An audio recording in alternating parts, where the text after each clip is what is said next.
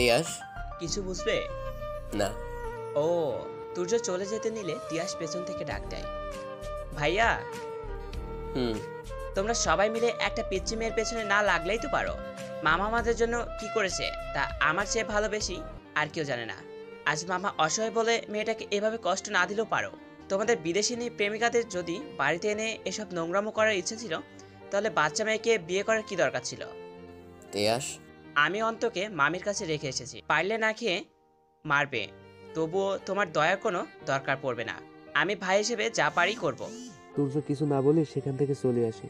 গোটা পৃথিবী যখন ভুল বুঝে তাদের বোঝানো যায়, চাইলেও সে নিজেকেও ঠিক প্রমাণ করা যায় না। কিন্তু কাছের মানুষগুলো যখন ভুল বুঝে তাদের কাছে নিজেকে প্রমাণ করার ইচ্ছেটাই শেষ হয়ে যায়। তুর্যরও তাই হয়েছে। সে চাইছে না কাউকে বুঝাতে, কাউকে কিছু জানাতে। এদিকে অন্তি বাড়ি এসে মাকে জড়িয়ে ধরে হাউমাউ করে কেঁদে ওঠে। কেউ কিছু জানতে চাইলে অন্তি শুধু একটাই উত্তর দেয়, আমি আর তুর্য ভাইয়ের কাছে যাব না, কিছুতেই না। অন্তির দাদি অন্তিকে চোখ মুখ খুঁচিয়ে জবাব দেয়, মাইয়া, তোর কপাল মেলা ভেলা, আমার নাতির মতো ভালো ছেলে পাইছস। অমন সোনার টুকরা জামাই রে মানুষ মাথায় তুইলা রাখে, আর তুই তো তারে পায়ে ঠেইলা দিতাছস। মাইয়া, তোর কপাল মেলা ভালা, আমার নাতির মতো ভালা জামাই পাইছোস। অমন সোনার টুকরা জামাই রে মানুষ মাথায় তুইলা রাখে, আর তুই তো তারে পায়ে ঠেইলা দিতাছোস। অন্তি দিদুনের কথা উত্তর দিতে গিয়েও থেমে যা, এইসব কথা বলতে তার রুচিতে বাধে। অন্তি নিঃশব্দে সেখান থেকে উঠে যেতে নিলে অন্তির মা এসে অন্তিকে আবারও সেখানে বসিয়ে দেয়। তারও একটাই কথা, সংসারে এমন অনেক কিছুই ঘটে, স্বামীর সাথে টুকটাক মনোমালিন্য হবে, এটাও স্বাভাবিক। তাই বলে এভাবে বাপের বাড়ি চলে আসতে হয় নাকি? মেয়েদের এমন অনেক কিছুই সহ্য করতে হয়, সব কিছু সহ্য করে মানিয়ে নিতে হয়। অন্তির মায়ের সাথে তাল মিলিয়ে অন্তির দাদি আবার বলতে শুরু করে, আল্লাহ মায়া মানুষকে অনেক ক্ষমতা দিছে সহ্য করার। ওইসব টুকটাক ঝগড়াঝাটি সহ্য করতে হয়, হাজার হোক স্বামী তো। হ্যাঁ স্বামী তো, সে আমার স্বামী, কিন্তু শুধু স্বামী বলেই যা খুশি করবে আর আমি মেনে নেব এটা ভাবা ভুল। সে যেমন একজন মানুষ, আমিও মানুষ। যা তার সহ্য করার ক্ষমতা নেই তা যে আমারও সহ্যের বাহিরে। অন্তি আর কথা বাড়ায় না, সেখান থেকে উঠে যায়। এদিকে অন্তির মা দাদি দুজনই অবাক, যে অন্তির সাত চরে রা কাটে না সেই মেয়ের মুখে এত কথা, তাও আবার তুর্যের মতো ছেলেকে নিয়ে। এদিকে তমসা বেগমও অন্তির মাকে ফোন দিয়ে যা নয় তাই বলছে। সবচেয়ে বড় কথা, উনি অন্তির মাকে একেবারেই সাফ করে জানিয়ে দিয়েছে যে মেয়ে গুরুজনদের মানে না, সম্মান কি হয়েছে না হয়েছে বলে বাড়ি ছেড়েছে, সে মেয়েকে উনি আর ঘরে তুলবেন না। বউ মানুষরা নাকি ঘরের বাহিরে পা রাখলেই তাদের নাকি আর কোনো জাত থাকে না। সেদিন সারাদিন তুর্য দাদির কথা শেষ নেই। কত কি করে অমন ছেলের সাথে এই মেয়ের বিয়ের ব্যবস্থা করলো, সেই মেয়ে নাকি এক মাসও ছেলের সাথে সংসার করতে পারলো না।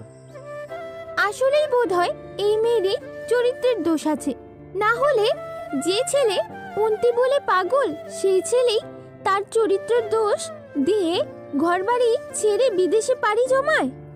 হৃদয় বিঁধলেও অন্তিম মুখে রা কাটে না। এভাবে নানা কথার মাঝে কেটে যায় এক সপ্তাহ। এই এক সপ্তাহে তুর্যের সাথে একবার অন্তির যোগাযোগ হয়নি, তবে নানুমণি আর মামির সাথে তার দিব্যি কথা হয়েছে। আর সকালেই তিয়াস হাজির। তিয়াস এসে অন্তিকে তৈরি হতে বলে। কোনো কারণ ছাড়াই তিয়াসের এমন আবদারে সবাই অবাক।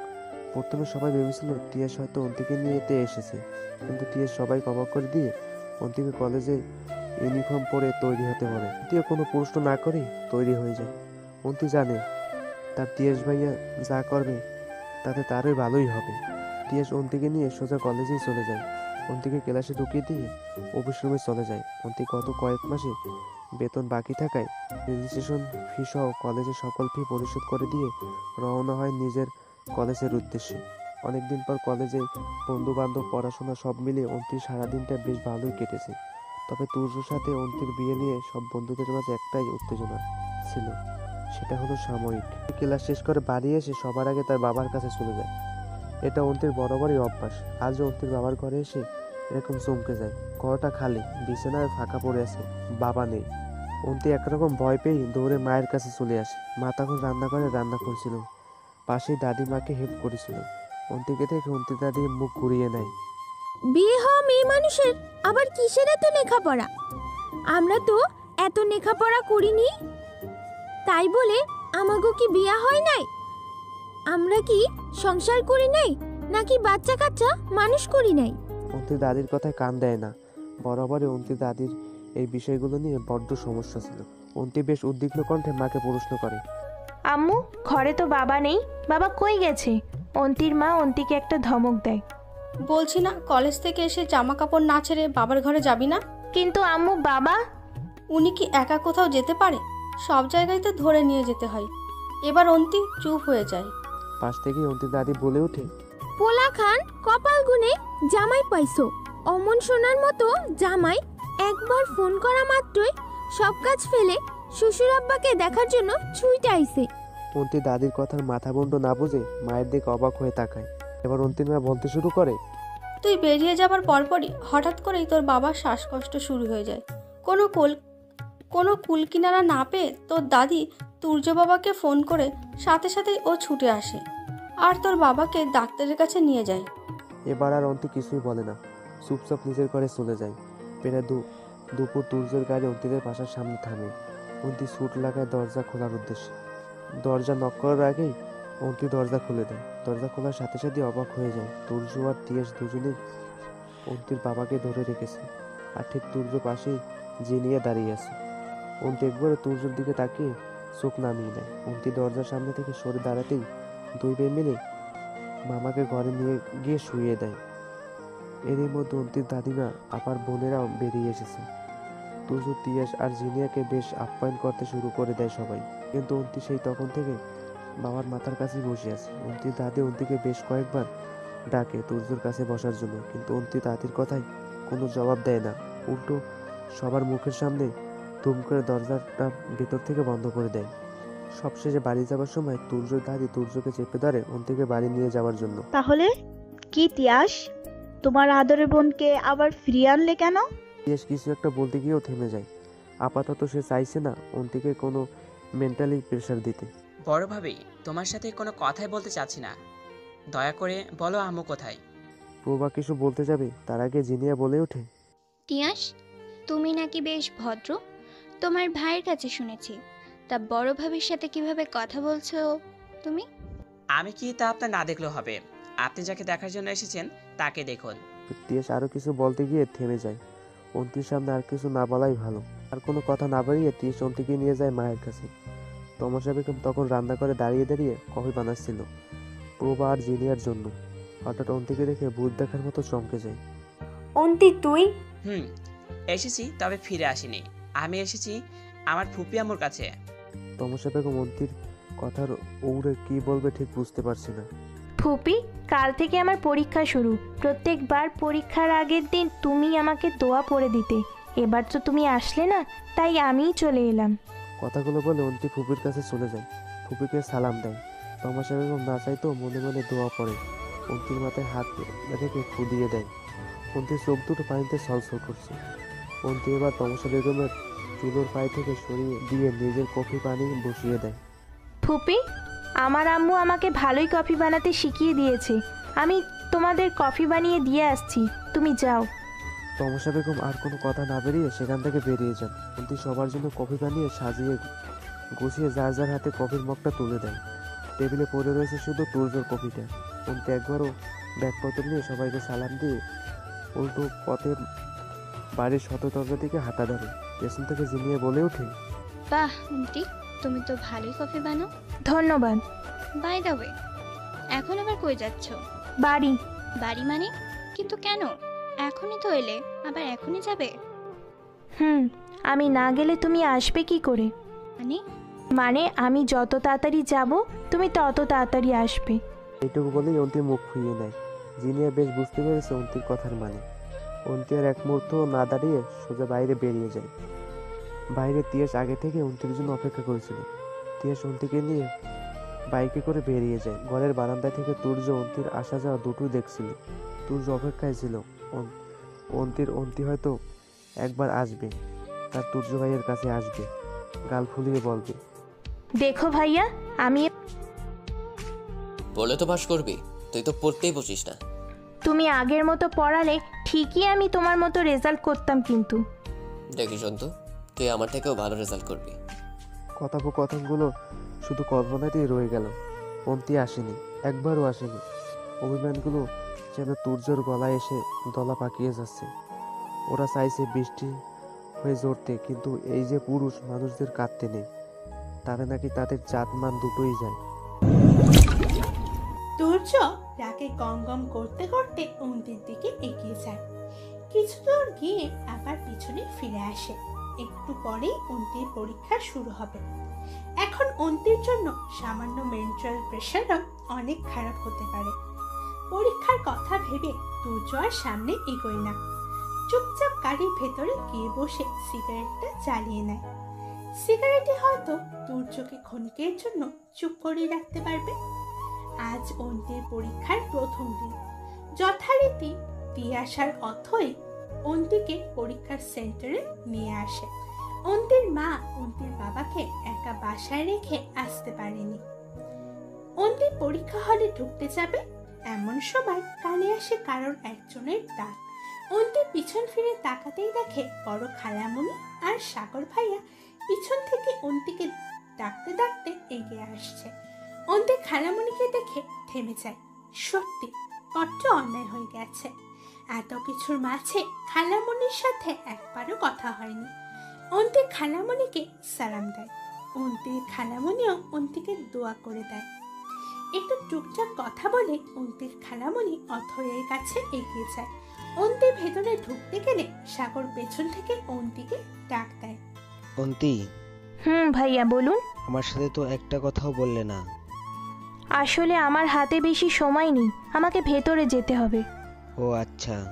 অন্তি, তুমি নাকি তুর্যকে? প্লিজ ভাইয়া, এইসব কথা বলার সময় এখন না। ও সরি, তুমি ভালো করে পরীক্ষা দাও। আজ তো আমরা আছি, পরে না হয় কথা হবে। অন্তির কথা না বাড়িয়ে দ্রুত পায়ে ভেতরে চলে যায়। এদিকে তুর্য যখন অন্তির এক্সাম সেন্টারে পৌঁছায়, তখনই চোখ চায় অন্তির দিকে। প্রেমিক পুরুষের চোখ এমনই হয়, হাজার লোকের ভিড়েও চোখ দুইটা প্রিয়সীর দিকেই যায়। তুর্য অন্তির দিকে এগোতেই দেখে সাগর অন্তির গা ঘেঁষে দাঁড়িয়ে আছে। রাগ যেন মুহূর্তের মধ্যেই তুর্যর মাথায় চলে গেল। তুর্য হাজার রাগ করলেও অন্তিকে আপাতত সে কোনো মেন্টাল প্রেশার দিতে চায় না। কই, সে তো একবারও আমার কাছে এলো না, অথচ সাগর ভাইকে ঠিকই খবর পাঠানো হয়ে গেছে। তুর্য গাড়িতে অপেক্ষা করে। অন্তির পরীক্ষা শেষ না হওয়া পর্যন্ত সে অপেক্ষা করে। অন্তি পরীক্ষা শেষ করে বের হতেই তুর্য দ্রুত পায়ে এগিয়ে যায় অন্তির কাছে। তিয়াস তুর্যকে অন্তির কাছে যেতে দেখে অথৈকে আর অন্তির কাছে যেতে দেয় না। সাগর তো আগেই মাকে নিয়ে অন্তিদের বাড়িতে চলে গেছে। এদিকে হঠাৎ করে সামনে তুর্যকে দেখে অন্তি চমকে যায়।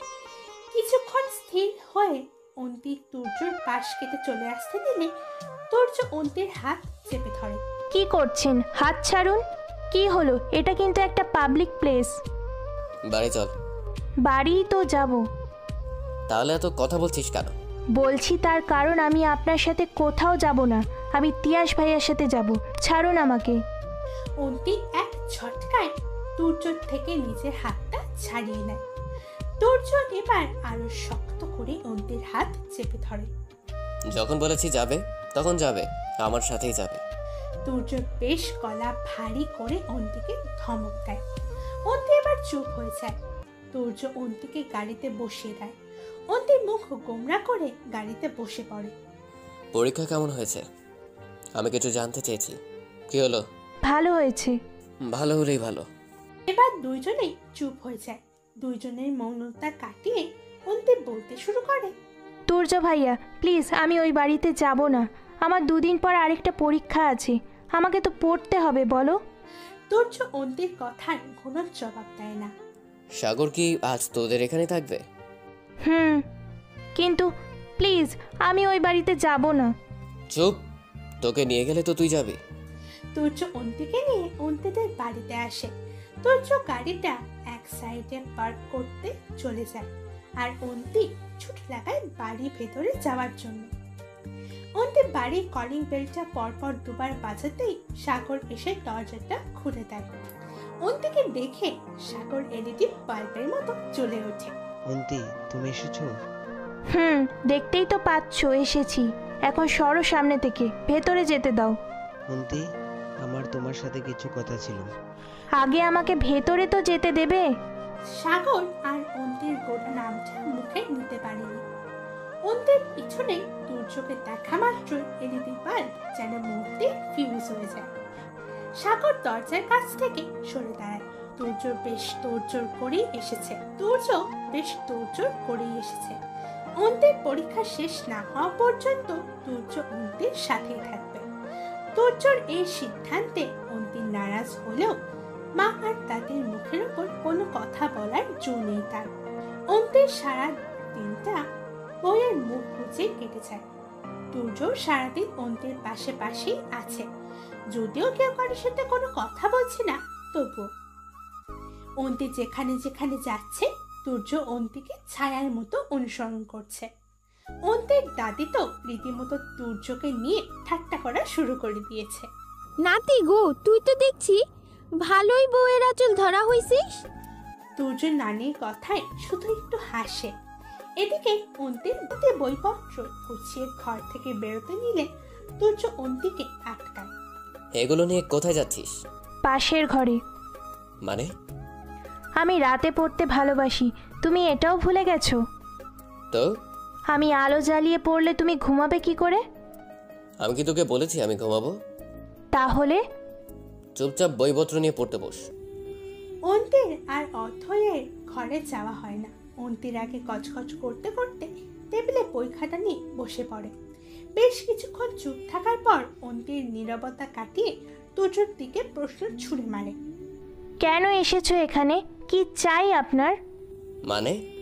মানে এটাই বাড়িতে আপনার মেম সাহেবকে রেখে আবার আমার কাছে আসার কারণ? এক রাতে মন ভরেনি নাকি? দুর্য এবার নিজেকে সামলাতে পারে না, উঠে গিয়ে অন্তির গালে কষিয়ে একটা চড় মারে। অনেক সাহস হয়েছে তোর। ওই যে একদিন বলেছিলাম তুই আমার থুতু ফেলারও যোগ্য না। তো যাও না, যে তোমার যোগ্য তার কাছে যাও। আমাকে দুর্য এবার অন্তিকে শক্ত করে দেওয়ালের সাথে চেপে ধরে।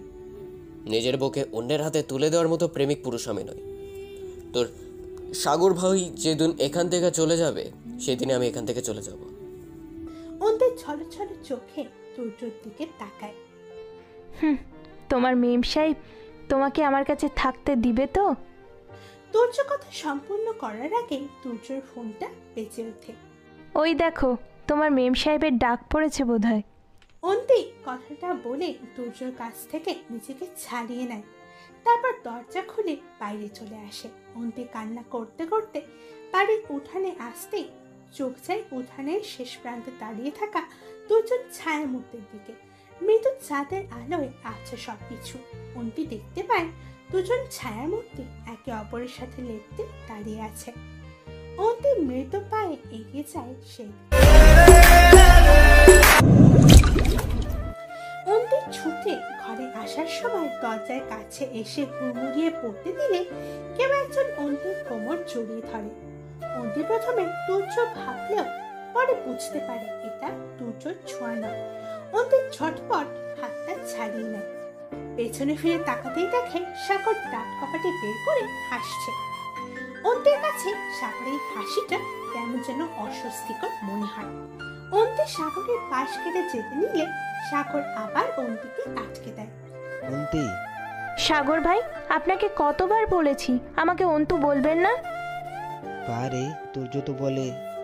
তুর্য ভাইয়া আপনার চেয়ে বড়, বড়দের নাম ধরে ডাকতে নেই, জানেন না? ওহ সরি, তুর্য ভাইয়া এবার হয়েছে। তো তুর্য ভাইয়া ডাকলে কেন? সমস্যা? না আমি ডাকলে যত দোষ। আপনি আর তুর্য ভাইয়া এক হলেন বুঝি? তাই নাকি? হ্যাঁ তাই। অন্তির কথাগুলো বলে চলে যেতে দিলে সাগর অন্তির পথ আটকে দাঁড়ায়। তুমি তুর্য ভাইয়াকে কেন বিয়ে করলে? মানে তুমি না আমাকে ভালোবাসতে, তাহলে ওই তুর্যকে কেন বিয়ে? সাগর ভাই, আপনার মাথাটা কি খারাপ হয়ে গেছে? কেন? কি বলছেন এসব? অন্তি, তোমাকে না বলছি আমাকে ভাইয়া বলবে না? কথাটা বলেই সাগর অন্তির বাহু চেপে ধরে। শোনেন সাগর ভাই, আমি মোটেও আপনাকে... অন্তি কথাটা বলতে গিয়ে কারণ গলা ছাড়ার আওয়াজে থেমে যায়। অন্তি পেছনে ফিরে তাকাতেই দেখে তুর্য 2 হাত বুকের কাছে ভাঁজ করে দেওয়ালের সাথে হেলান দিয়ে দাঁড়িয়ে চোখ বড় বড় করে অন্তির আর সাগরের দিকে তাকিয়ে আছে। অন্তি তুর্যর দিকে তাকাতেই অন্তির গলা পর্যন্ত শুকিয়ে যায়। অন্তি তুর্যকে কিছু বলতে যাবে তার আগেই তুর্য বলতে শুরু করে, হয়ে গেছে তোমাদের গোপন কথা? না মানে আসলে... এত রাতে ঘর ছেড়ে বর ছেড়ে যখন কোনো মেয়ে তার প্রাক্তনের সাথে ঢলাঢলি করতে আসে, তখন তাকে কোন শ্রেণীর মেয়েদের সাথে তুলনা করা হয় জানিস? সাগর কিছু একটা বলতে যাবে তার আগেই তুর্য সাগরকে ধমকিয়ে থামিয়ে দেয়। অনেক সাহস বেড়ে গেছে তোর, তাই না? সেদিনের পিটানির কথা ভুলে গেলি নাকি? আবার মনে করিয়ে দিতে হবে। তাহলে যা, হা করে দাঁড়িয়ে আছিস কেন? সাগর মাথা নিচু করে সেখান থেকে একরকম পালিয়ে যায়। এদিকে অন্তি চুপচাপ মুখের তালা এঁটে দাঁড়িয়ে আছে। তুর্য অন্তির কাছে গিয়ে অন্তির হাত চেপে ধরে। তোর কলেজে আসলেই অনেক বড় হয়ে গেছে, না হলে আমি থাকা অবস্থায় কি আর বলবো তোকে। আসলেই তোর সাহসের তারিফ করতে হয়। তুমি just keep your mouth shut. অন্তি আর কিছু বলে না, তুর্যও কথা বাড়ায় না। অন্তিকে টেনে ঘরে নিয়ে এসে বিছানায় শুয়ে লাইট অফ করে দেয়। অন্তিও চুপচাপ শুয়ে আছে। কিছুক্ষণ পর তুর্য বিছানায় এসে ধপ করে উল্টো দিকে ঘুরে শুয়ে পড়ে। অন্তি তুর্যর কাছে এমনটা আশা করেনি। সে ভেবেছিল তুর্য হয়তো রাগের মাথায় কিছু একটা করে বসবে, হয়তো জোর করবে আগের মতো। কিন্তু তুর্য শান্ত হয়ে অন্যদিকে ফিরে আছে। অন্তি অনেকক্ষণ অন্য পাশ ফিরে শুয়ে আছে, কিন্তু ঘুম আসছে না। বলতে গেলে উঠানে এমন কিছু দেখার পর থেকেই অন্তির মাথা কাজ করছে না। কবে এত কিছু ঘটে গেছে দুজনের, তা অন্তি কেন? সবারই হয়তো অজানা। কিন্তু যা ঘটছে তা কি ঠিক? ফুপি কি মানবে? হাজারো চিন্তা মাথায় ঘুরছে অন্তির। অন্তি বার কয়েক এপাশ ওপাশ করেও তুর্যকে কিছু একটা বলতে গিয়েও থেমে যায়। এবার অন্তি শোয়া থেকে উঠে তুর্যর উপর ঝুঁকে পড়ে দেখার জন্য যে তুর্য ঘুমিয়েছে কিনা। অন্তি উবু হতেই তুর্য দুম করে এপাশ করে যায়। অন্তিও হুমড়ি খেয়ে তুর্যর গায়ের উপর পড়ে যায়। তুর্য মুচকিয়ে হেসে অন্তির দিকে তাকায়। মাঝরাতে একা অসহায় ছেলে পেয়ে বেশ তো ঝাঁপিয়ে পড়েছিস। ঘরে তোর বাবা ভাই নাই? মানে আমি একা একটা ছেলে মানুষ, একা ঘরে আমার উপর... আমার বয়ে গেছে তোমাকে। ছি ছি, আপনি আসলেই খুব খারাপ। অন্তির আগে ফসফস করতে করতে উঠতে দিলে তুর্য অন্তির মাথাটা তার বুকের ওপর চেপে ধরে।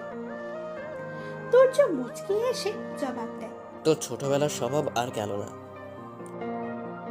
এই যে তুই মাঝে মাঝে আমাকে তুমি আপনি সব মিলিয়ে গুলিয়ে আমার উপর, মানে ওই আর কি। ধুর। তো কিছু বলবি? এবার অন্তি বেশ চিন্তায় পড়ে যায়।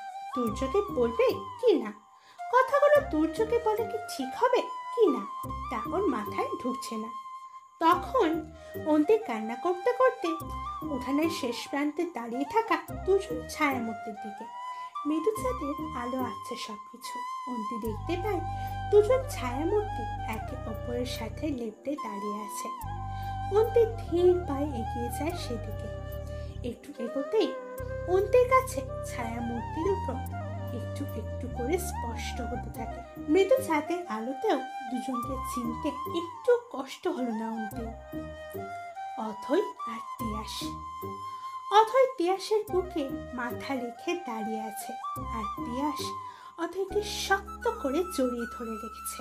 অথই একটু সরে আসতেই তিয়াস অথইকে আবার কাছে টেনে নেয়। অথইয়ের কপালে একটা গভীরভাবে চুমু এঁকে দেয়। অন্তি আর সেখানে দাঁড়ায় না, ছুটে লাগায় ঘরের দিকে। তখনই সাগর অন্তির দেখা হয়। তারপর উঠবো ঝামেলা। তুর্য অন্তিকে চুপ থাকতে দেখে এবার তুর্য মুখ খোলে। কি হলো তাড়াতাড়ি বল। কাল কিন্তু তোকে খুব ভোরে উঠতে হবে, নামাজ পড়তে বসা লাগবে। অন্তিম মুখ কালো করে জবাব দেয়, কি হলো বল। আসলে ভাইয়া আর অথইকে কাবাব মেয়ে হাড্ডি হওয়ার স্বভাব তোর কখনো যাবে না, তাই না? মানে ওরা দুজনকে ভালোবাসে অনেক আগে থেকে। কি? আপাতত তোর এসব নিয়ে না ভাবলেও চলবে, ঘুমাই যা। কি? চুপ। শুভরাত্রি। শুভরাত্রি। অন্তি তুর্যকে এইটুকু বলে তুর্যর গায়ের ওপর সবটুকু ভর ছেড়ে দেয়। তুর্য অন্তিকে আরো শক্ত করে জড়িয়ে ধরে। আমার সবটুকু যত না আমি জমিয়ে রেখেছি, সবটুকু অভিমান জমিয়ে রেখেছি সবটুকু ভালোবাসা। একদিন সব উপচে পড়বে, ভেঙে যাবে সেই ধৈর্যের বাঁধ। এইটুকু বলেই তুর্য চোখ বুজে নেয়। খুব ভোরবেলা তুর্য অন্তি দুজনেই জেগে যায়। দুজনেই একসাথে অজু করে নামাজ পড়ে নেয়। তুর্য অন্তিকে পড়তে বসে বাইরে চলে যায়। বরাবরই তুর্যের স্বভাব সকাল সকাল ঘুম থেকে উঠে খোলা আকাশের নিচে হাঁটা। অন্তি পড়তে পড়তে হঠাৎই তার ফোনটা বেজে ওঠে। মেসেজ এসেছে। অন্তি সেই দিকে গ্রাহ্য না করে আবার পড়ায় মনোযোগ দেয়, কিন্তু এবার পরপর বেশ কয়েকটা মেসেজ একসাথে আসে। এবার আর অন্তি কৌতূহল ধরে রাখতে পারে না, পড়া থেকে উঠে পড়ে। ফোনটা হাতে তুলে নেয়। একটা আননোন নাম্বার থেকে বেশ কয়েকটা SMS এসেছে। অন্তি বেশ অবাক হয়ে SMS গুলো ওপেন করতেই অন্তির বুকটা ধকধক করে ওঠে। SMS এ কেউ একজন বেশ কয়েকটা ছবি পাঠিয়েছে। ছবিগুলো তুর্য আর জিনিয়া বেশ ক্লোজ ফ্রেন্ড। সবগুলো ছবিতেই দুজন বেশ কাছাকাছি, যতটা কাছাকাছি স্বামী স্ত্রীর থাকা উচিত। SMS এ কেউ একজন অন্তিকে বেশ কয়েকটা ছবি পাঠিয়েছে। ছবিগুলো তুর্য আর জিনিয়ার ক্লোজ কিছু মোমেন্টের। সবগুলো ছবিতেই দুজন বেশ কাছাকাছি রয়েছে, যতটা কাছাকাছি স্বামী স্ত্রীর থাকা উচিত। অন্তি বেশ কিছুক্ষণ এই দিকে একভাবে তাকিয়ে আছে। কেন যেন অন্তি নিজেকে বেশ অনুভূতি শূন্য লাগছে। তবে এমন কেন লাগছে তা অন্তির অজানা। সে তো আগে থেকে জানতো যে তুর্য ভাইয়া আর তার মেম সাহেবের সম্পর্কটা বেশ গভীর, এতটাই গভীর যতটা গভীর হওয়ার সাধ্য অন্তিরও নেই। বলতে গেলে এতগুলো বছরেও সেই সাহস অন্তির হয়নি। তুর্যও কখনো চায়নি অন্তি মোবাইলটা ছুঁড়ে মারে বিছানায়। কাল রাতেও যাকে এতটা আপন লাগছিল, আজ সে আবার দূরে সরে গেল, অনেকটা দূরে। যতটা দূরে রাখলে অন্তরাত্মা শান্তি পাবে। কারোর পায়ের শব্দে অন্তি বইয়ের দিকে মনোযোগ দেয়। ঠিক মনোযোগ দেয় বললে ভুল হবে, বলতে গেলে মনোযোগ দেওয়ার ভান করে। অন্তির দাদি রাগে ফসফস করতে করতে অন্তির দিকে ধেয়ে আসছে। এসেই মুখের ওপর অন্তির বইটা বন্ধ করে দেয়। অন্তির দাদের দিকে মুখ তুলে তাকায়। কিছু বলবে? হ্যাঁ গা, কেমন বউ তুই? বর সকাল সকাল বেরিয়ে গেল কোথায়, তার জন্য নাস্তা পানি বানিয়ে অপেক্ষা করবি। বরের জন্য সে যখন বাড়ি ফিরবে তার মুখের সামনে তুলে ধরবি, তা নয় বইয়ে মুখ গুজে বসে আছিস। না জানি কত বিদ্ধে ধরি হয়েছিস তুই। তুর্য ভাইয়াকে ব্রেকফাস্ট দেওয়ার জন্য আম্মু আছে, বোনেরা আছে, সবচেয়ে বড় কথা তুমি আছো। আমি না থাকলেও চলবে। বেদ্যপ মেয়ে, স্বামীকে ভাই বলে ক্যাড়ায়, আর স্বামীকে সোহাগ না করলে সোহাগ পাবি তুই? তোমার নাতি যাকে সোহাগ করে শান্তি পাবে তাকেই করুক, আমি কিছুই বলবো না। এ কেমন কথা? হ্যাঁ, কেমন বউ তুই? আমি বউ? শুধু বিয়ে হলেই কি বউ হওয়া যায়? কি বলিস তুই? ঠিকই বলছি দাদিমণি, যেমন সব প্রেম ভালোবাসা হয় না, তেমন সব বিয়েতেই স্বামী স্ত্রী হওয়া যায় না। দিদুন কিছুক্ষণ অন্তির দিকে অপলক দৃষ্টিতে তাকিয়ে থাকে। অন্তির ছলছল চোখ দিদুনের চোখ এড়ায় না। উনি তুর্য আর অন্তির বিষয়টা যতটা স্বাভাবিক ভেবেছিলেন, ব্যাপারটা ততটা স্বাভাবিক নয়। উনি অন্তিকে কিছু একটা বলতে গিয়েও থেমে যান। তুর্য এলে দুজনকে নিয়ে একসাথেই বলবেন উনি। তুর্য এলে দুজনকে নিয়ে একসাথেই বসবেন উনি। এদিকে এই একদিনে জিনিয়া প্রায় হাঁপিয়ে উঠেছে এ বাড়িতে। তুর্যকে ছাড়া জিনিয়ার কাছে যেন গোটা বাড়িটাই শূন্য, কোথাও কিছু নেই, কেউ নেই। তবে তুর্য আর তিয়াস বাড়িতে না থাকায় প্রভা আর জিনিয়ার বেশ সুবিধা হয়েছে তমসা বেগমের মন গলাতে। আপাতত তিনি পণ করেছেন ওই মেয়েকে আর বাড়িতে তুলবেন না। তুর্য যদি ফিরে আনতে চায় তবে তিনি সোজা বলে দেবেন, হয় এই মেয়ে এই বাড়িতে থাকবে, না হয় আমি। জিনিয়া, প্রভা আর তন্ময় মানে তুর্যর বড় ভাই বাড়িতে এসে সোফায় গা এলিয়ে দেয়। তিনজন প্রায় ভোরের দিকে বেরিয়েছিল, কোনো এক বিশেষ কাজে বেরিয়েছিল তিনজনই। যদিও আরো পরে বেরোনোর কথা ছিল, তবে জিনিয়া আর অপেক্ষা করতে চাইছিল না, তাই সকাল সকালে বেরিয়েছে দুজনেই। তমসা বেগম তিনজনের জন্য চা বানিয়ে এনে সোফার টেবিলটাতে রাখেন। প্রভা আর জিনিয়ার মুখে কেমন যেন খুশি ছেলে লক্ষ্য করছেন তমসা বেগম। তবে তন্ময় মুখটা কেমন যেন কালো করে রেখেছে।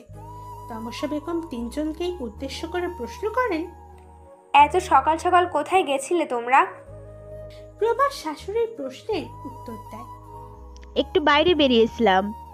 আসলে জিনিয়া তো বাংলাদেশে প্রথম এসেছে, তাই ওকে একটু সকালের আবহাওয়া দেখাতে গিয়েছিলাম আর কি।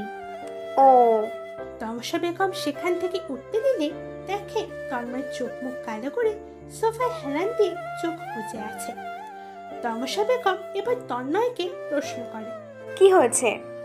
আম্মু, ওর একটু মাথা ব্যথা করছে। ও আচ্ছা। তমসা বেগম চলে যেতে জিনিয়া এবার প্রভার দিকে ঘুরে বসে। প্রভা আপি, তুমি অন্তু নাকি অন্তি ওদের বাড়ি চিনো? একবার গিয়েছিলাম, তবে এত মনে নাই। ও আচ্ছা, কেন? কেন আবার, যেতাম একবার তুর্যর কাছে, আই মিন অন্তিকে দেখতে। কথাটা বলেই জিনিয়া হেসে দেয়। প্রভা জিনিয়ার সাথে তাল মিলে হাসতে থাকে। আমি না চিনলে কি হবে, তন্ময় চিনে, তন্ময় নিয়ে যাবে আমাদের। কথাটা বলে প্রভা আর জিনিয়া দুজনেই তাকায় তন্ময়ের দিকে। তন্ময় চুপচাপ দুজনের দিকে তাকিয়ে আছে। কি হলো বলো, নিয়ে যাবে না? তোমরা আবার কেন যাবে সেখানে? তুর্যের জন্য। তোমার এত কথা কিসের? নিয়ে যেতে বলেছি, নিয়ে যাবে। না মানে এভাবে হঠাৎ করে মামার বাসায় যাওয়া ঠিক হবে? কেন হবে না? আমরা গিয়ে বলবো মামাকে দেখতে এসেছি, আর সাথে এটাও বলবো বাড়ির নতুন বউকে নিতে এসেছি। যদিও ওই মিডিল ক্লাস ফিরবে বলে মনে হয় না, তবুও বেশ মজা হবে কিন্তু। কথাগুলো বলেই প্রভা হাসতে শুরু করে, আর সাথে জিনিয়াও। তবে তন্ময়ের মুখে হাসি নেই, আসলেই নেই। খুব ছোটবেলা থেকে মামাদের সাথে তন্ময়, তিয়াস, তুর্যর সম্পর্কটাই আলাদা ছিল। তুর্য হওয়ার বেলায় তন্ময়ের খুব ইচ্ছে ছিল বোন হবে, তবে ভাই হলো। তিয়াসের বেলায় একই ঘটনা। সেবার তন্ময়ের মন খারাপ দেখে কে। তারপর যখন অন্তি হলো, তখন মামা তন্ময়ের কোলে অন্তিকে তুলে দিয়ে বলেছিল, এই নে তোর বোন, পুতুল বোন। তুই কিন্তু বড় বোনকে সবসময় দেখে রাখবি, আমার পরে তুই তো এবারে বড় ছেলে। কথাগুলো মনে যেতেই তন্ময়ের চোখ মুখ আরো বেশি কালো হয়ে আসে। মামা ছাড়া ওরা যে বড্ড অসহায়। কোথায় আমার উচিত ওদের পাশে দাঁড়ানো, তা নয়। তন্ময় না চাইতেও প্রভা তন্ময়কে একরকম জোর করে অন্তিদের বাড়িতে নিয়ে যায়। এদিকে তুর্যকে নিয়ে এ বাড়ির সবাই বেশ চিন্তায় পড়ে গেছে। সেই সকালে ছেলেটা হাঁটতে বেরিয়েছে, অথচ এখনো ফেরেনি। তবে অন্তি সেসবের মধ্যে নেই। সে একবারও ঘরের উপর পা রাখেনি। প্রায় বেশ কিছু সময় পর তুর্য ফিরে আসে। তার নাকি কোনো এক ছোটবেলায় বন্ধুর সাথে দেখা হয়েছিল, তাই দেরি হয়ে গেল। অন্তি না চাইতেই তাকে তুর্যের কাছে যেতে হয় দাদির জোরে।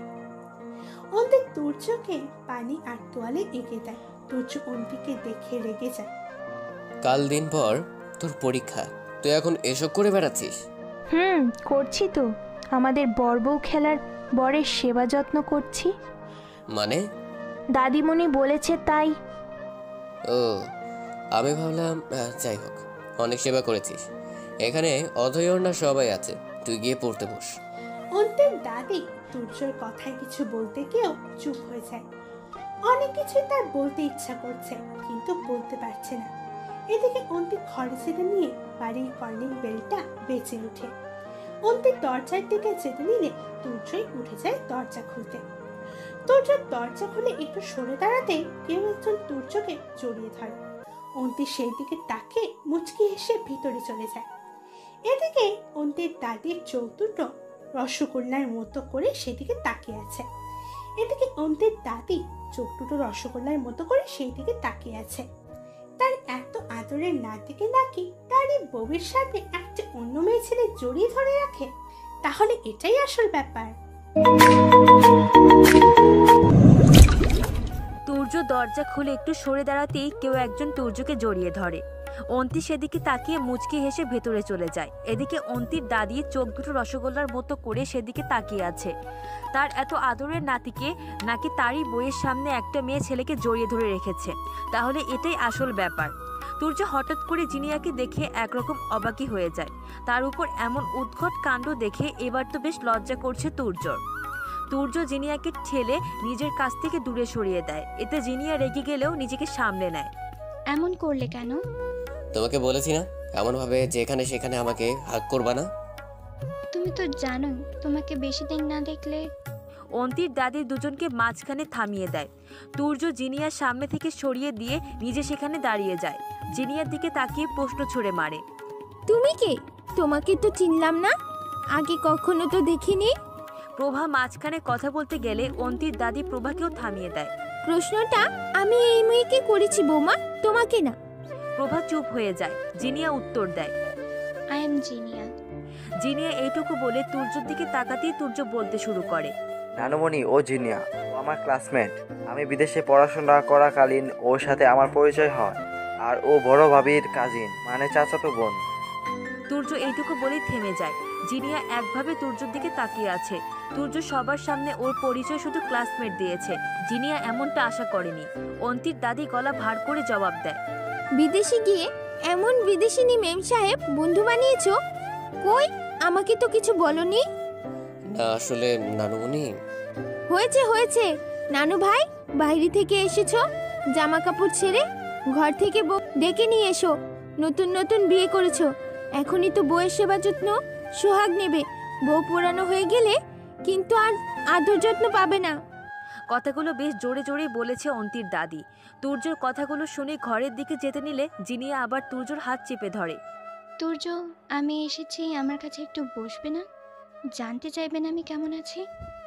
জিনিয়া কথাগুলো বলে অন্তির দিকে তাকিয়ে থাকে, কিন্তু তুর্য সেদিকে গ্রাহ্য না করে ঘরে চলে যায়। তুর্য দরজার কাছে গিয়ে বেশ অবাক হয়। দরজাটা ভেতর থেকে বন্ধ। তুর্য বার কয়েক নক করলেও কেউ দরজা খোলে না। তুর্য আবারও ধাক্কাতে থাকে। এবার অন্তি সাড়া দেয়, দাদিমণি, বললাম না আমার সময় নেই, আমি নিচে যাব না। তোমার নাতির কি লাগবে না লাগবে সেসব দেখার মানুষ চলে এসেছে, আমাকে আর তার কোনো প্রয়োজন নেই। তুর্য অন্তির কথায় কিছুটা অবাক হলেও পরে বুঝতে পারে অন্তি কেন এরকম বলছে। এবার তুর্য আরও বেশি ধাক্কাতে থাকে। অন্তির আগে গজগজ করতে করতে দরজা খুলতেই তুর্যকে দেখতে পায়। তুর্যকে দেখে যেন তার সমস্ত রাগ নিমিষে শান্ত হয়ে যায়। কিছু বলবেন? ভেতরে যাব, ফ্রেশ হব। ও, আগে বললেই হতো, আমি তো ভাবলাম বান্ধবীকে দেখে সব ভুলেই গিয়েছেন।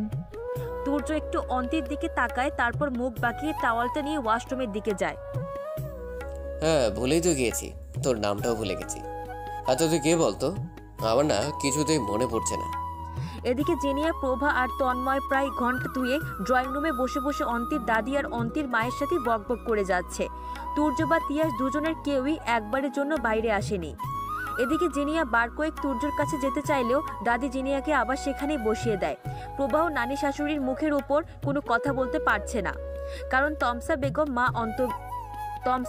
মা অন্তপ্রাণ। ভদ্র মহিলার কানে যদি মায়ের ব্যাপারে কোনো কথা যায়, উনি নিমেষে রুদ্রমূর্তি রূপ ধারণ করবেন।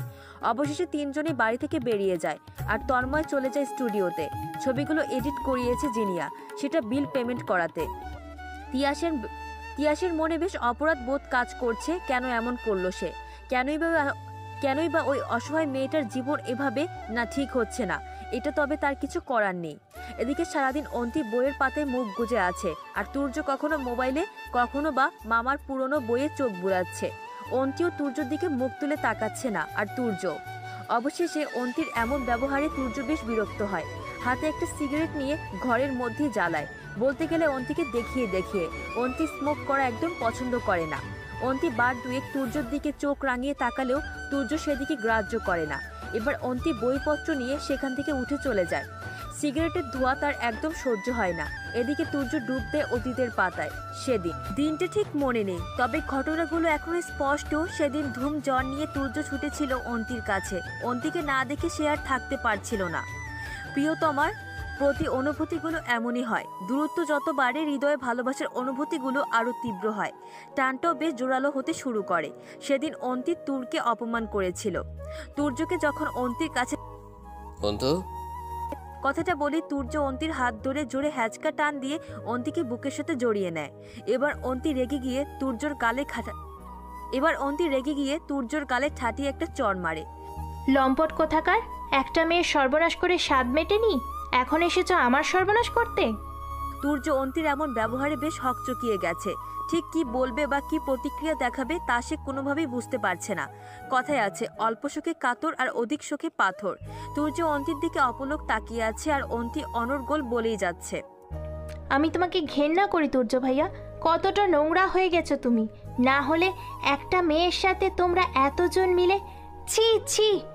পুলিশ তোমাকে কেন ছাড়লো? আমি চাইবো পুলিশ যেন তোমাকে আবার ধরে নিয়ে যায়। আমি তোকে ভালোবাসি অন্তু, খুব ভালোবাসি। তোমার মতো নোংরা মানুষের মুখে ভালোবাসি কথাটা মানায় না। তুমি শুধু ব্যাস, অনেক বলে ফেলেছিস। যাকে ভালোবাসিস তাকে একটু বিশ্বাস করতে পারিস না? চুপ, একদম চুপ। এখন চুপচাপ এখান থেকে বেরিয়ে যাও, আর কখনো আমার কাছে আসবে না। অন্তির কথাগুলো বলি অন্যদিকে মুখ ঘুরিয়ে নেয়। এদিকে তুর্য আর এক মুহূর্ত সেখানে দাঁড়ায় না। মাঝে কেটে যায় 4 দিন।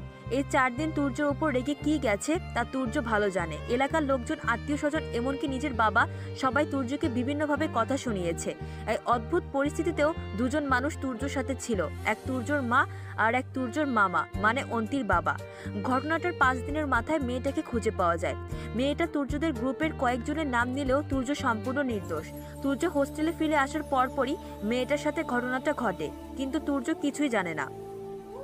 সব জানাজানির পর তুর্য আবার ঢাকায় যাওয়ার ডেট পড়ে। তুর্যর বাবা আর মামা তুর্যকে বেশ শাসিয়ে ঢাকায় পাঠায়। ওই গ্রুপের কোনো ছেলের সাথে যেন তুর্য আর না মেশে। ঢাকায় যাওয়ার দিন তুর্যকে রিকশায় তুলে দেয় রেল স্টেশনে যাওয়ার জন্য। তুর্যর সাথে তিয়াসও ছিল। তুর্য রাস্তা দিয়ে যাওয়ার সময় চোখ যায় রাস্তার পাশে দাঁড়ানো 2 জন মেয়ের দিকে। মেয়ে দুজনকে চিনতে একটু কষ্ট হয় না তুর্যর। রিকশার কাছাকাছি আসতেই তিয়াস চিৎকার করতে থাকে, ভাইয়া দেখো, অন্তি আর অথ। এই রিক্সা মামা দাঁড়ান, ওরা আমাদের সাথে দেখা করতে এসেছে। রিকশা ব্রেক করলে তুর্য রিকশাওয়ালাকে ধমক দেয়। তারপর না দাঁড়িয়ে সোজা যেতে বলে। অন্তি অপলকভাবে তাকিয়ে আছে তুর্য যাওয়ার দিকে। সেদিন তুর্য আর পেছন ফিরে তাকায়নি। দুজনের ভালোবাসার বাঁধনে ভাঙনের শুরুটা এভাবেই হয়েছিল। প্রেম যেমন মানুষের হৃদয়কে সাগরের মতো বিশাল করে তোলে, তেমনি এই প্রেমিক প্রেমিকের প্রেমিকার হৃদয়কে ছোট্ট তিলকের ন্যায় ক্ষুদ্র করে দেয়। তখন ইচ্ছে করে সেই ভালোবাসার মানুষটিকে গোটা পৃথিবীর থেকে আলাদা করে দিতে ইচ্ছে করে, তাকে হৃদয়ের কোনো গোপন কুঠিরে যত্ন করে সাজিয়ে রাখতে, নিজের জন্য, শুধুমাত্র নিজের জন্য। তুর্য অন্তিম মুখোমুখি দাঁড়িয়ে আছে। আমি আপনাকে সরাসরিই বলছি, আমি আপনার সাথে যাব না। Are you sure? 100%। আমাদের বিয়েটার জাস্ট কোনো মানেই হয় না তুর্য ভাইয়া। আপনি জিদের বসে বিয়েটা করেছিলেন, আর সবচেয়ে বড় কথা, আপনি যেই কারণে বিয়েটা করেছিলেন তা তো সেই দিনই মিটে গেছে। নতুন করে আর চাওয়া পাওয়া কোনো কি হিসেব বাকি আছে?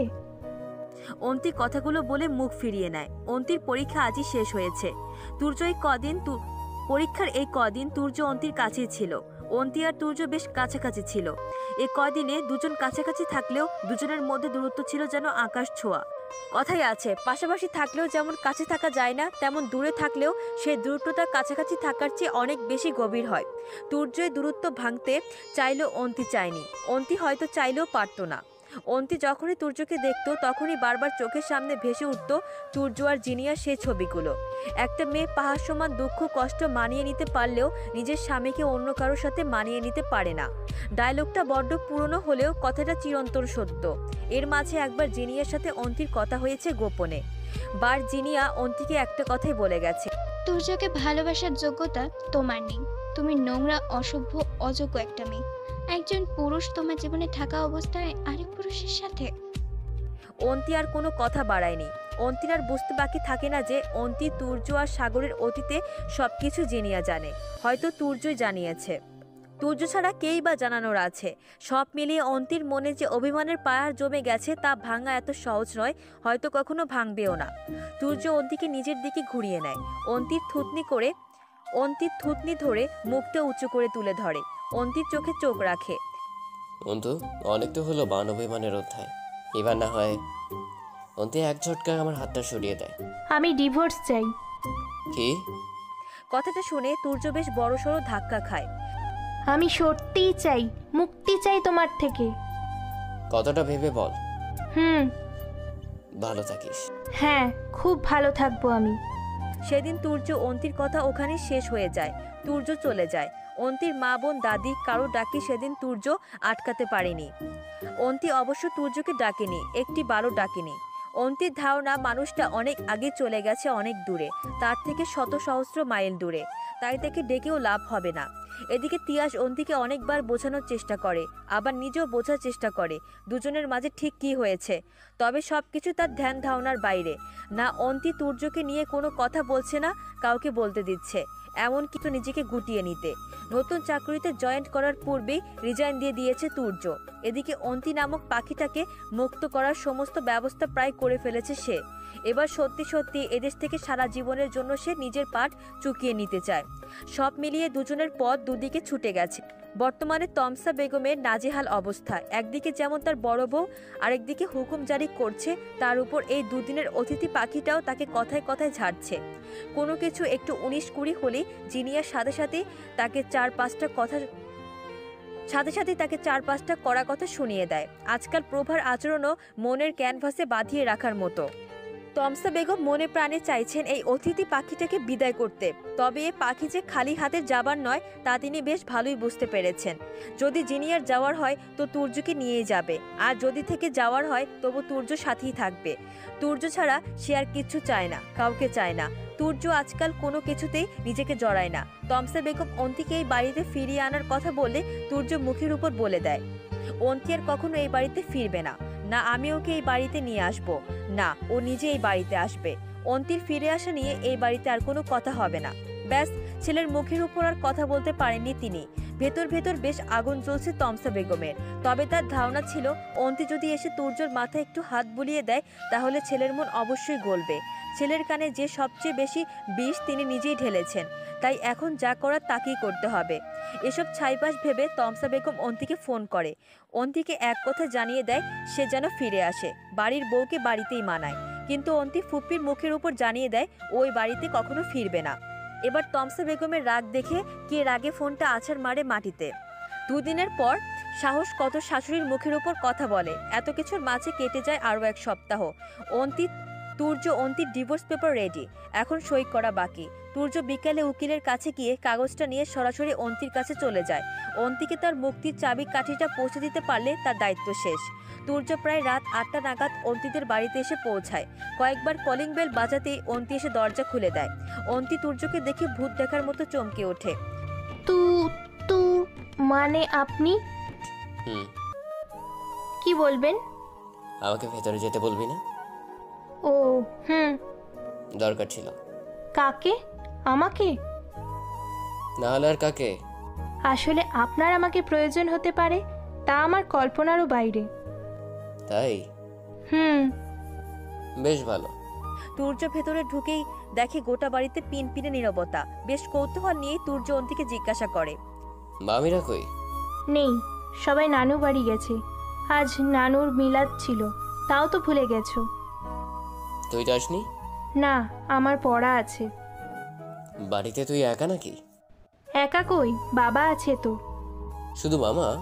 আর কেউ নেই? না। সবাই তোকে একা রেখে গেল কি করে? তুই তো ভিতর ডিম। কি? ওইসব বাদ দাও, কেন এসেছো? তোকে মুক্তি দিতে। মানে?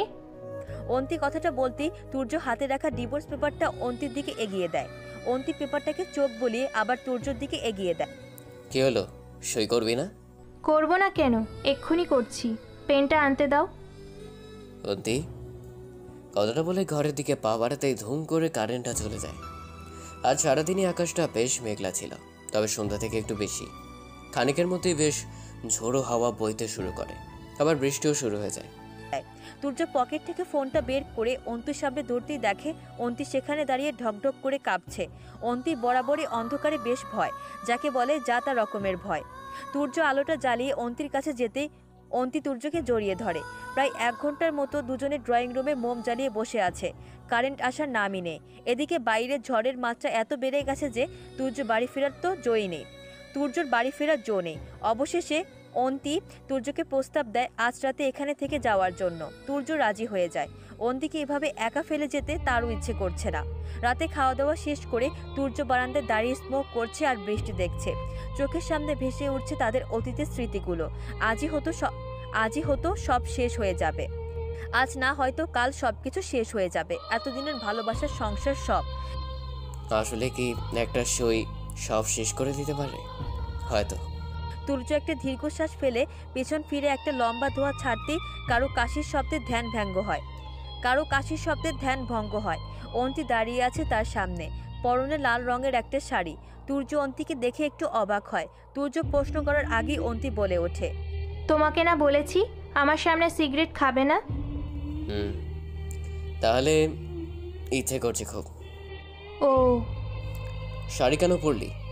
এটা ফুপি কিনে দিয়েছিল, একবারও পরা হয়নি, তাই ভাবলাম আজকে পরি। দেখো তুর্য ভাইয়া, আমাকে ভালো লাগছে।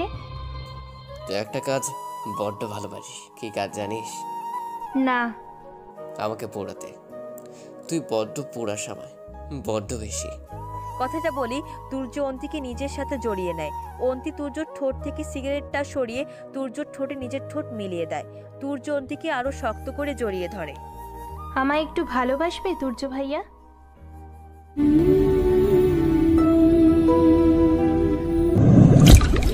অন্তি তুর্যর দিকে সই করা ডিভোর্স পেপারটা এগিয়ে দেয়। তুর্য কাগজটাতে একবার চোখ বুলিয়ে নেয়। এবার তুর্যর সমস্ত চিন্তা ভাবনাগুলো যেন এলোমেলো হয়ে যায়। তুর্য বেশ অবাক হয়ে তাকিয়ে থাকে অন্তির দিকে। এসব কি? কেন? আমার মুক্তির চাবিকাঠি। কি?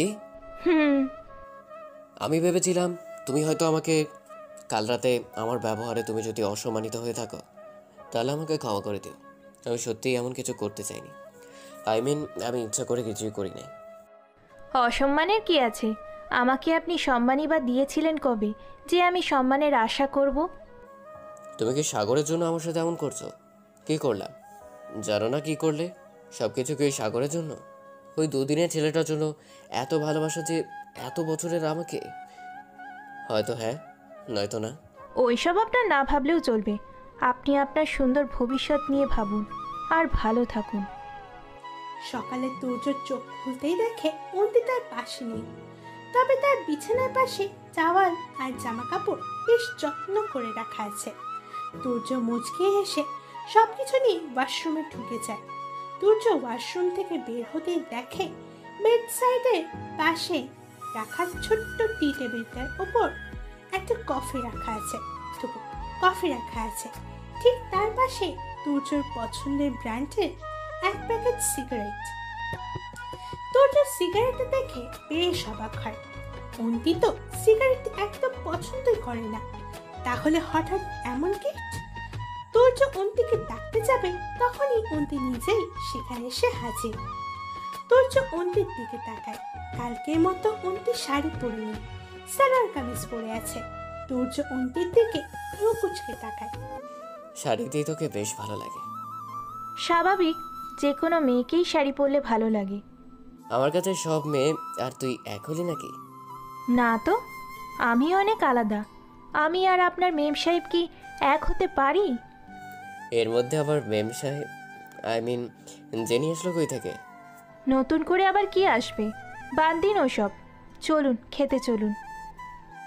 অন্তি চলে যেতে নিলে তুর্য অন্তিকে থামিয়ে দেয়। সিগারেটের প্যাকেটটা দেখে অন্তিকে প্রশ্ন করে, হঠাৎ এমন গিফট? ইচ্ছে হলো তাই। তাই নাকি? সিগারেট খেলে তো আমার ঠোঁট পুড়ে কালো হয়ে যাবে, তোর ভালো লাগবে? আমার ভালো লাগা খারাপ লাগাতে কিছুই যায় আসে না। মানে? আপনার জন্য আরও একটা উপহার আছে। কি?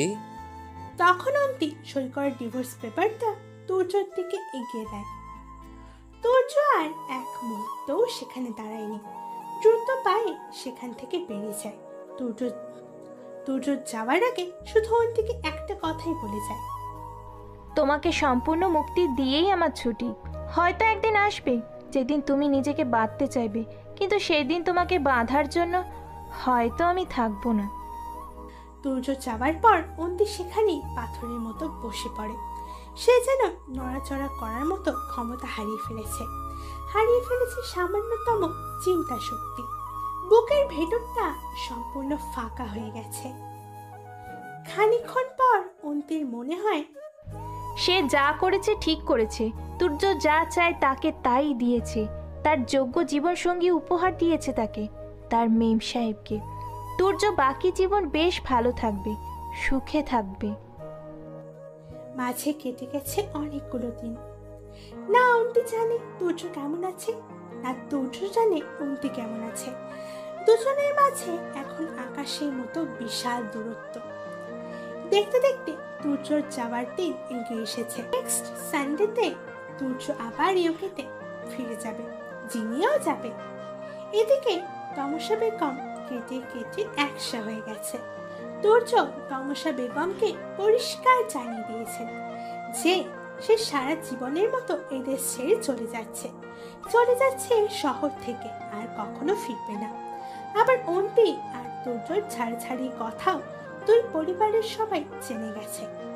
এবার তমসা বেগমের শোক দেখে কে? সে ঠিকই ধারণা করেছিল এই বিদেশিনী ম্যাম তার ছেলেকে সারা জীবনের মতো কেড়ে নিতে এসেছে, আর এই সব কিছুর জন্য দায়ী ওই মেয়ে মানে অন্তি।